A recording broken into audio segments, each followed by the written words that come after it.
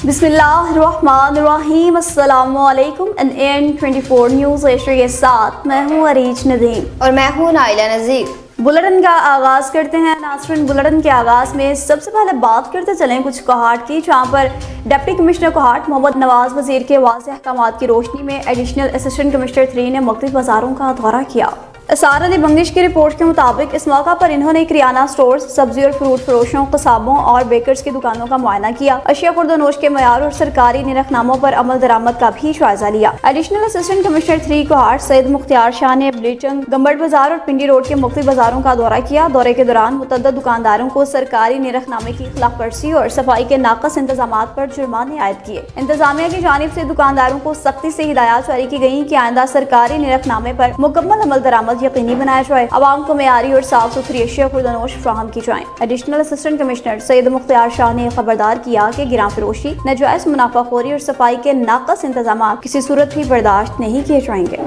जैकबाबाद से बताएं, जहां पर रेलवे अफसरान लाखों रुपए का भत्ता लेकर जमीन पर कब्जा करने की कोशिश की जा रही है। इस हवाले से मज़ीद तफसीलात सुन लेते हैं हमारे नुमाइंदा एजाज टलानी से। जी एजाज टलानी, तफसीलात से आगाह कीजिएगा। जी, जैकबाबाद से इंतहाई अफसोसनाक खबर है। जैकबाबाद में Kashmir at Jacobabad railway track, Shikarpur at Jacobabad railway track पर मकामी रेलवे इंतज़ामिया और कीमैन दीन मोहम्मद डोम की लाखों रुपए भत्ता वसूली करके रेलवे की सरकारी ज़मीन पर कब्ज़ा करवाने में मसरूफ़ हैं। ताहम इलाका मकीनों का कहना था कि हम गरीब लोग हैं, हमसे यहाँ की रेलवे इंतज़ामिया और कीमैन दीन मोहम्मद डोम की लाखों रुपए भत्ता लेकर हमें सरकारी ज़मीन अलाट कर रहे हैं।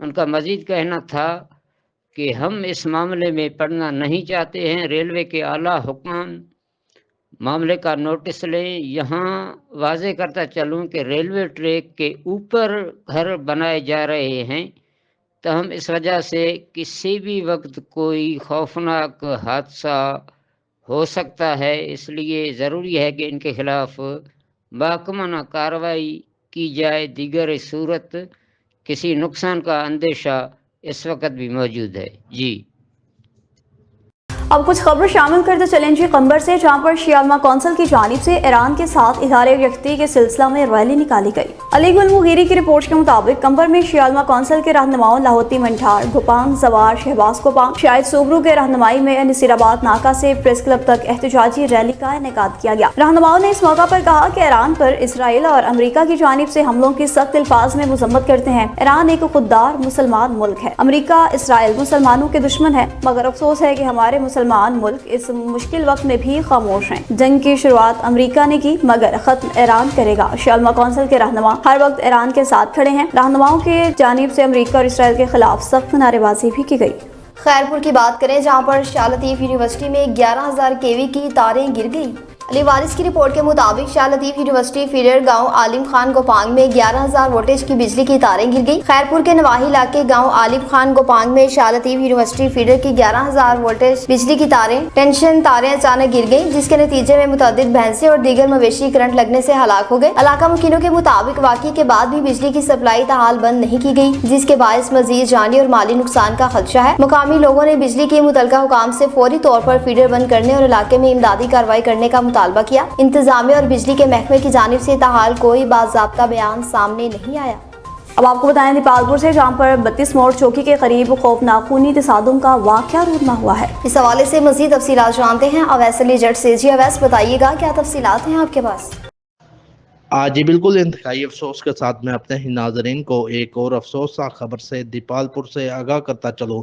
दीपालपुर रोड नज़ 32 मोड़ चौकी के पास ट्रैफिक हादसा एपीवी और वैन में तसादुम हो गया। हादसे में दोनों गाड़ियों में सवार एक खवातीन और 6 मर्द समेत 7 अफराद जख्मी हो गए।